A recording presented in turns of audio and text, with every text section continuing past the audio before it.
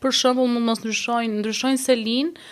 faktike, por nuk e ndryshojnë ato në QKB, apo zgjerojnë fushën e veprimtarisë, por nuk e reflektojnë atë. Dhe të tjera si këto, çfarë konsekuencash ligjore shkaktojnë mos ndryshimet në kohë dhe mos publikimi i tyre në regjistrin publik që është Qendra Kombëtare e Biznesit.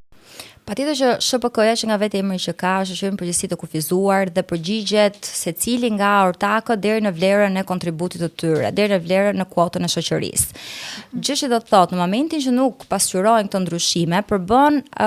arsye për të konsideruar atë një problematik ligjore me të cilat do përballen më pas me gjoba,